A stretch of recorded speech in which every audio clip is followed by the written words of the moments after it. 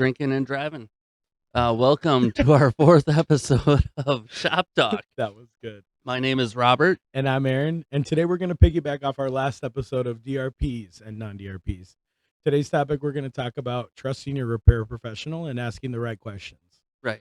And it's not about just asking the right questions, but relying on your repair professional to educate you on the whole repair process. And that means everything from the insurance, going through repairs. To what we're going to do with your car and how we're going to do it. Correct.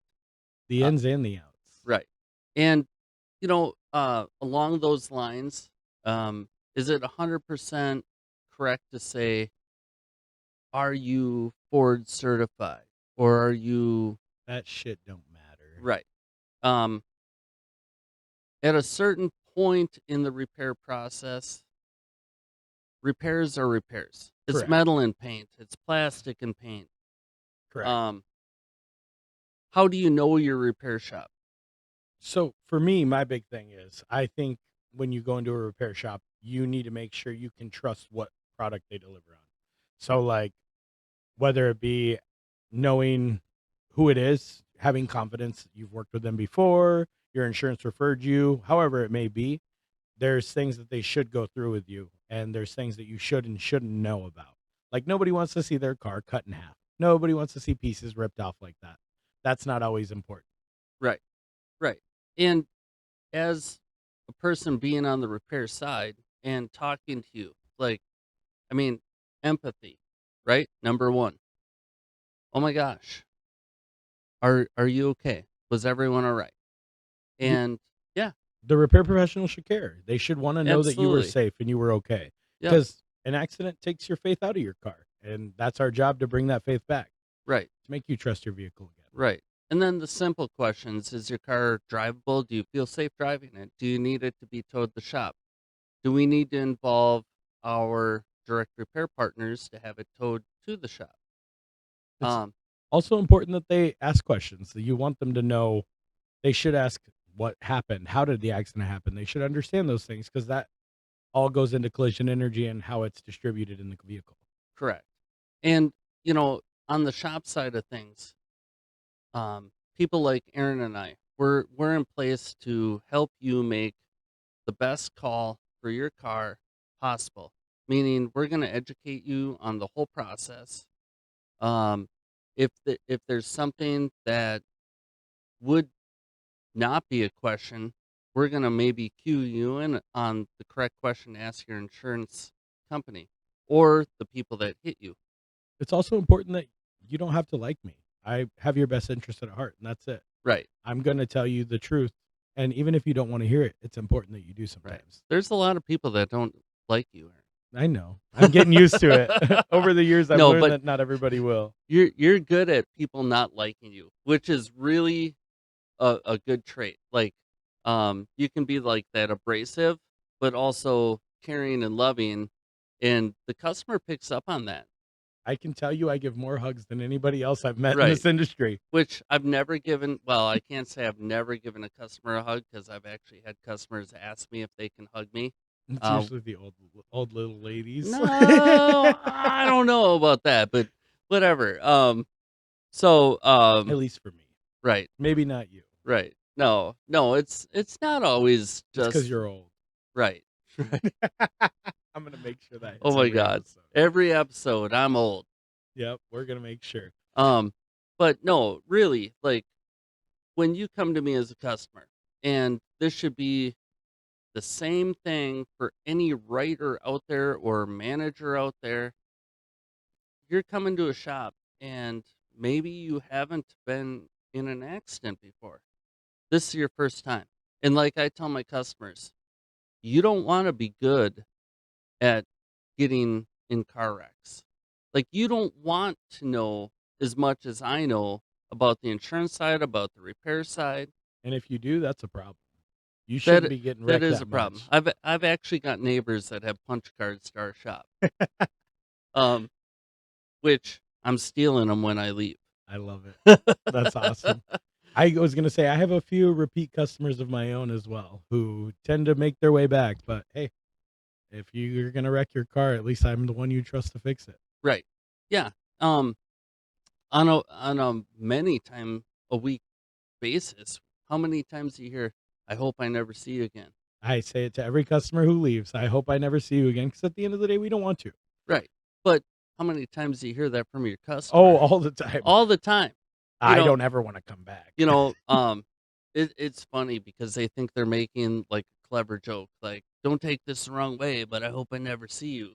And it's like, do you know how many times I hear that in a week? I mean, we don't wish any ill will on anyone ever. Um, our job is to put your cars back pre-loss condition, period, and make sure you have a good experience or the best possible experience. Absolutely. We wanna make sure you trust your car. We want you to feel safe driving again. Right, We want you to have confidence in the repairs, that we did a good job 100% of the time, every time. right. And part of that is we educate you as your whether the shop you work for calls you an estimator, a sales associate, a sales or A a service physical writer, damage appraiser, physical damage appraiser, which takes me back to the insurance that's world, why I said it. right? But it's really funny because whether you work for a privateer or an MSO, they have so many different clever names to put on your business card. And Absolutely. at the end of the day, we're here for the customer and we're here to educate each customer on their particular unique situation, whether they're an insured that hit a deer or a claimant, um, what you're entitled to as far as rental or Absolutely. yeah, That's a big one that a lot of people don't know about. right, Like, if you're in an accident, you should get a rental. If it's not your fault and the other party's at fault, you should, if you can, wait to go through their insurance and get right. that rental. And it's our jobs to educate you, right? Um, so, or I shouldn't say you. It's our jobs to educate Our the customers. customer because, again, most people that are going to be watching this are in the industry, Correct. right? So you probably don't really need us to tell you how to do that. Well, or maybe some Or need to maybe hear you it. do. Yeah, Absolutely. yeah. Um, because if you're, if your customer has an insurance company which actually has an agent, shame on them for not educating their customer about rental insurance or OEM endorsements, Yep, that's another big right? one. A lot of customers don't understand why they have to have used parts, even Right, though their cars are 2025. Well, you're over their mileage limit, whatever the case may be. right. But you should be educated on those things, and that's important. Yeah. Um, in the state we do business in, Minnesota, we're one of the few states where you can actually, as the customer, One of two. one of two, where you can say no to aftermarket parts. Is your shop telling you that, or are they just selling you inferior parts? But if somebody can't explain to you what they're doing to your car, or you don't know what's going on with your car, that's a problem. You should know what's happening. At the bare minimum, what area they're fixing and why they're doing what they're doing. If somebody can't tell you why, they probably don't need to do it. Right. And keeping the customer informed, right? So you drop off your car. What's the expectation? Like when I do my initial walk around after my initial estimate, you're dropping your car off at the shop. You as the the repair professional, you set the expectation on your first walk around, not during the estimate, but on and I know your direct repair is a little different than mine. Um, I'm allowed to write estimates on the front side, And and I'm not. right, you're not. You're taking repair appointments. I'm taking estimate appointments and then scheduling the repair. So it's a little different, but we educate our customers on what to expect in the first couple days. If it's a longer repair, couple weeks. Sometimes, it's like, hey, we're gonna update you every couple days on what's going on. There are repairs where I'll flat out tell a customer, I'm not going to update you every couple days. Even though, even though my particular MSO says you must Twice a week. twice a week update your customer. But sometimes that's not necessary. It's not necessary, If but you're if your car is going to be sitting for 7 days in the same process where we're welding a quarter panel on, doing inner structure, whatever the case may be, you don't really need to know more than that. You know that we're working on that, and there's not really much to tell you. Nothing's changed. Right. We're measuring, we're setting things up, we're welding, we're doing interior paint first, and then the exterior panel. There's so much that goes into it that there's not always a good update, and that's okay Absolutely. too. Yeah. And some customers, you'll on the front side, you'll ask them, "Do you want an update every 2 days?" Some will say, "Absolutely." And set that expectation with Right. your repair But professional. but a lot of times I'll say, "You know what? I'm not gonna give you an update every 2 days. I'm gonna give you an update when it's pertinent to your repair. I'm gonna call and say, "Mr. Jones, your car is now going from body to paint. Your car is now going from paint to assembly, and then assembly to calibrations." And you set the expectation accordingly. You let them know. It might not happen. I mean, I've got big jobs that it might be there a month and a half. And for 2 or 3 weeks of that month and a half, they're in body. "Hello, Mr. Jones. Your car is still in body. Do you wanna hear that? Or do you want me to let you know when it's moving to paint?" Correct. And and you'll get customers as they want the every 2-day update. Other ones are like, "Don't bother me until it's moving to a different Well, process." and some customers don't even wanna know what's going on with their car. "I don't wanna know, just tell me when it's Right, fixed." right. But the biggest thing is you educate your customer, you set the expectations, um, you put your notes in, because if it's not notes. It didn't happen. Right. Um, and I've got some big jobs that I've had over the years that might have been at the shop 2 months, and they might have 4 notes in, but that's every time I've talked to the customer because that's what they wanted. Correct. And as long as you set that expectation, you set the, education expectation on the front side, normally, at the end of the repair, you have a grateful customer. Absolutely, and then you also have somebody who understands what you guys did. You gave them the details on the beginning. You said, "Hey, this is what we found. This is what we're doing." They understand what went into that repair. They don't have to understand every detail, but they understand it, Right, and that's what matters. right. People wanna know, but they don't wanna know too much. Correct. And, along with that, we should mention, the insurance partners, right? So they have a expectation similar to MSOs or even some mom and pops because the DRP outline says you're gonna update my customer every 2 days. Correct. So what do you do to curb maybe an uncomfortable conversation, whether it's a phone call or an email? Or You a text message. or text, right. I know you're old, but Again, old. Um, so you go ahead. I'm gonna blow your mind because I know about this auto-verse messaging in CCC, right? So maybe you set the expectation with your customer that I'm not gonna update you every 2 days. So you go into Autoverse and you say, "I'm gonna update Mr. Jones when it moves to a different phase of the repair." and that tells your insurance partner what you're doing and what your intention is, right? So, Right.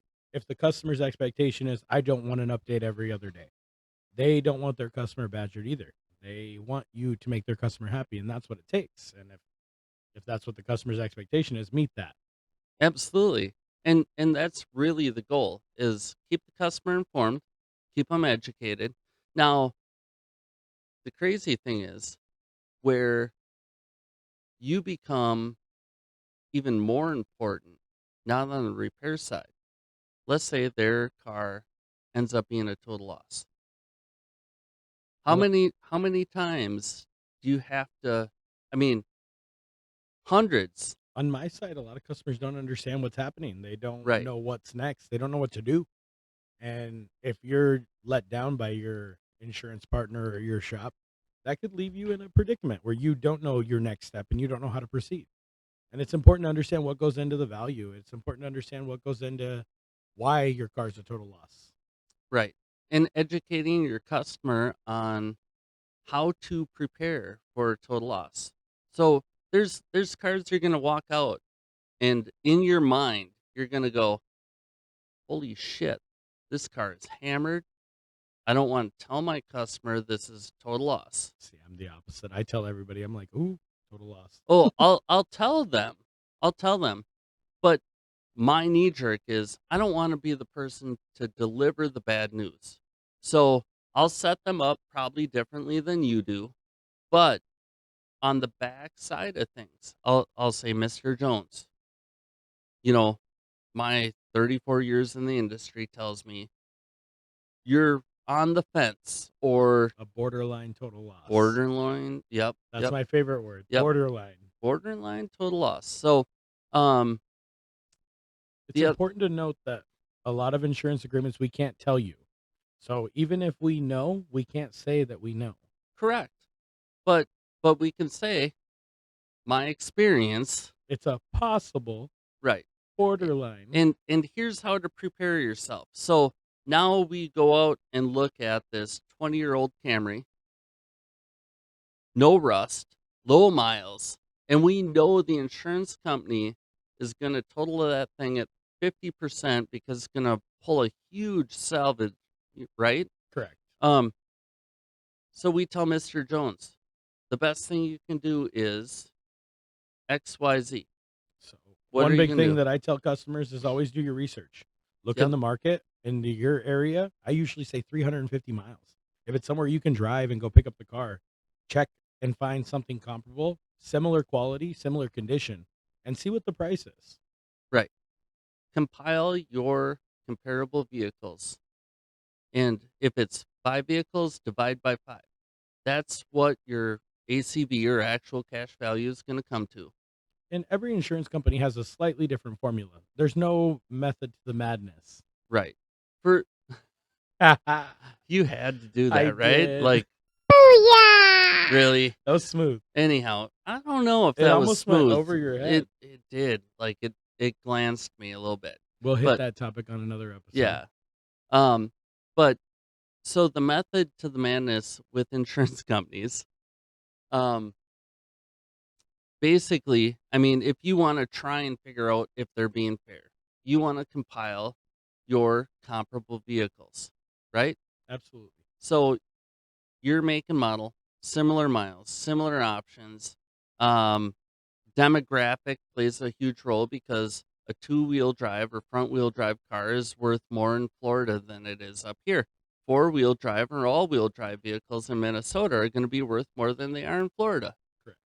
I mean, that's just the way things work out. So there is no national average. And there's no like cut and dry answer. Like a lot of people say, "Oh, go to Kelly Blue Book." Kelly Blue Book is just going to give you a rough number. It's a good starting point to look at, but you have to do your research. You can't just Correct. trust a quick little number on an online website. Right. That's not going to give you a fair and valuable, accurate assessment. Right. So our jobs is to tell our customers like everything ins and outs, whether it's repairable or total loss. You And I mean, just be honest. Like if your knee jerk is this thing's going to be a total loss, or no, Mr. Jones, we're repairing your car, and here's what to expect. It's also important that like so we talked earlier in another episode about commission based, and that's a lot of these industries. And with total losses, you're not making money. If that's all your repair professional cares about, they're not the one. Right. You can't just sit there and focus on catching the dollar. You will win a customer for life when you educate them and train them and teach them on the things that they need to know so that they can be successful as well. Absolutely. And I think that's where this is the expectation. And this was the expectation when I came into the industry. Yeah. And over time, that bar has lowered. It And has, Lord. And to see it is weird because I mean, I've only been doing this 11 years. You're well over that.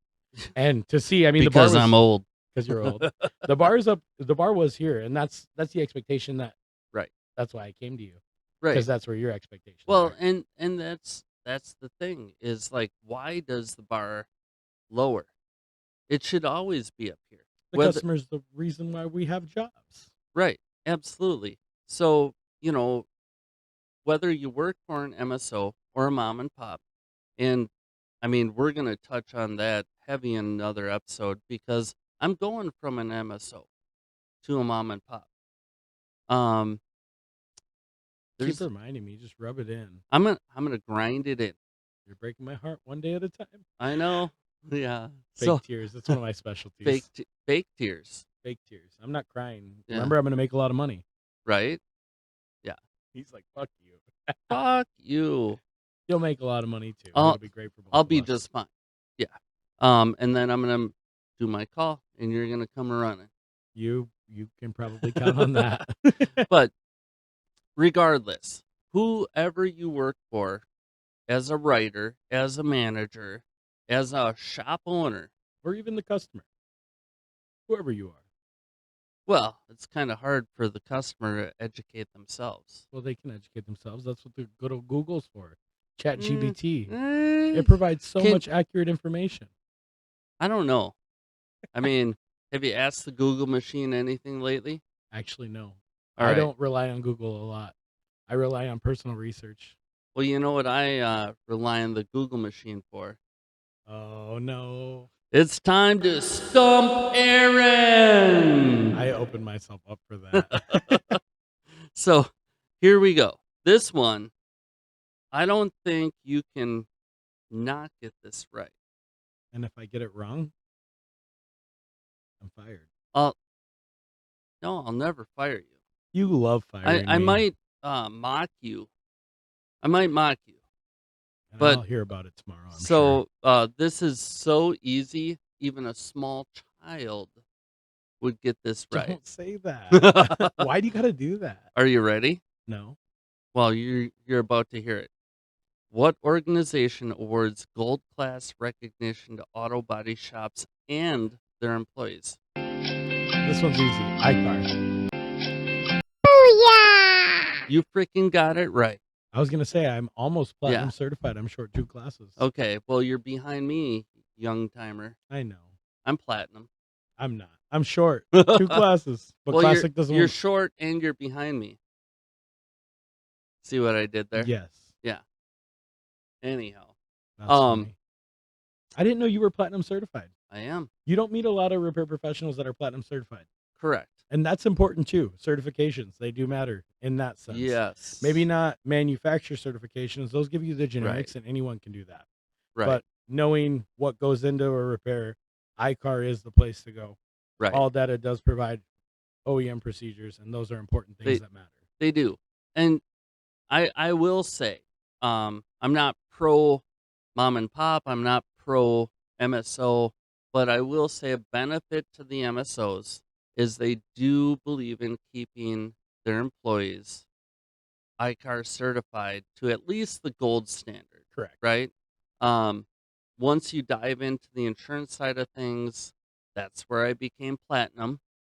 And I flip flop back and forth between insurance to private for 13 years after insurance, and then MSO.